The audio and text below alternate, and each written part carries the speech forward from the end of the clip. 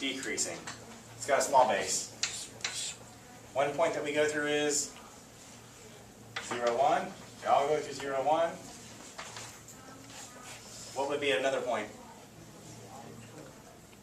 2/4. Wait, what? 3/4, 5. When x equals what? Yeah, 1 comma 3/4. About right there.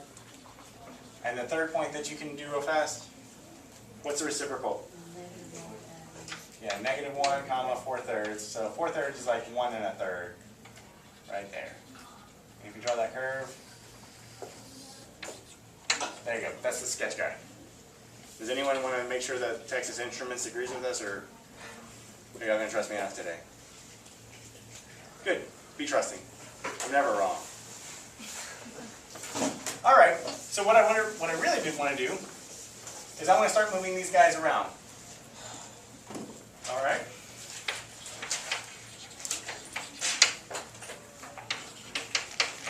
And we'll call it example point.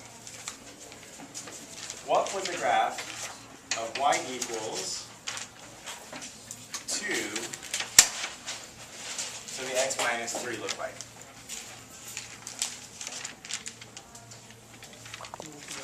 Okay, now remember, when I'm adding and subtracting, that's going to be a translation, right? And you just have to decide, are you inside the function or are you outside the function? Well, as far as the exponential function goes, is this subtracting 3 inside the exponent or outside the exponent? That's inside the exponent. We are inside the function, right? So when you're inside, is that up or down or left or right?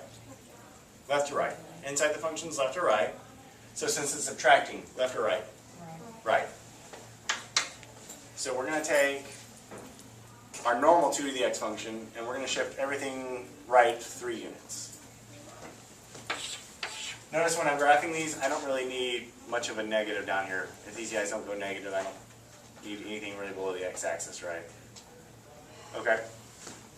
So, pre-shift. Before we shift everything to the right 3 units, what's one point that I would have gone through? 0, 1.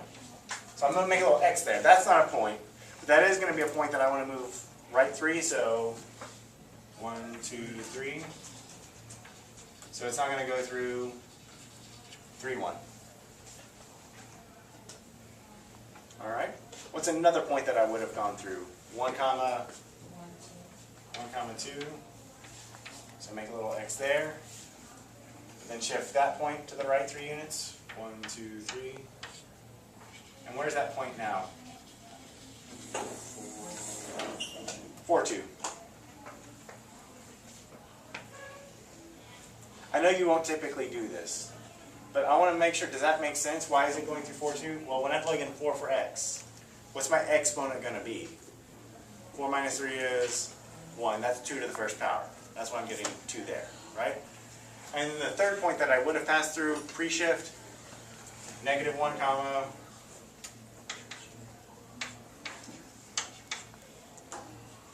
Did somebody say 1/2? Maybe it was me. I don't know. All right, -1 1/2 on sort of the halfway line. Go right 1, 2, 3. There's where the real point's going to be.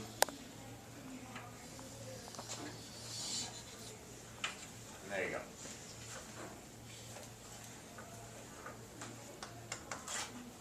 Okay. Suppose we were embracing the fact that this is the year 2010, and we had a graphing calculator in our hands. How would we check this?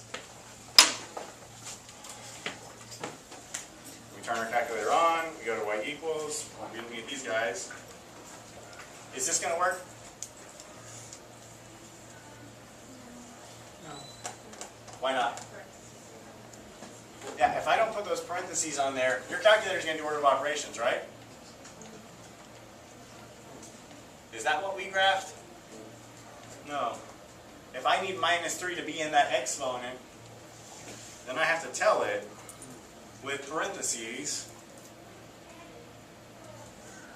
Boom.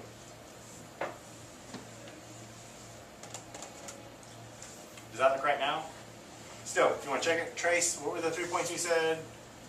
2, 1/2, yeah. 3, 1, and 4, 2. There they are.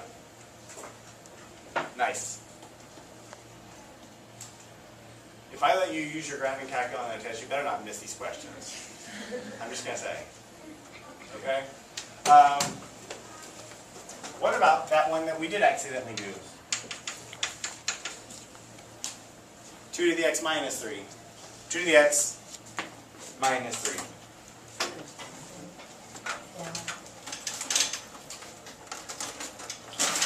Yeah. That's subtracting 3 outside the function, right?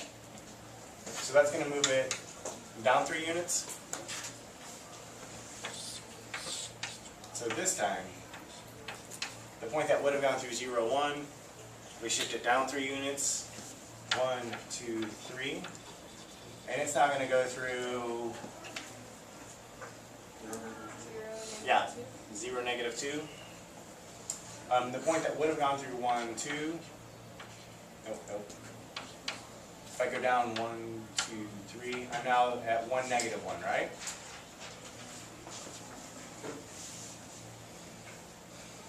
And the point that would have been at negative 1, 1/2, this is going to be one that some of you are going to have a tough time with because it's not on a nice clean line.